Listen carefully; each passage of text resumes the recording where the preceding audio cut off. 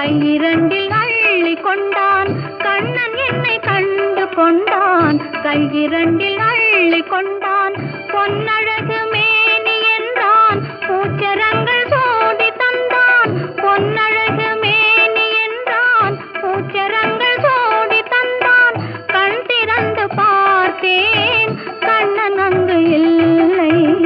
கண்ணீர் பெருகியதே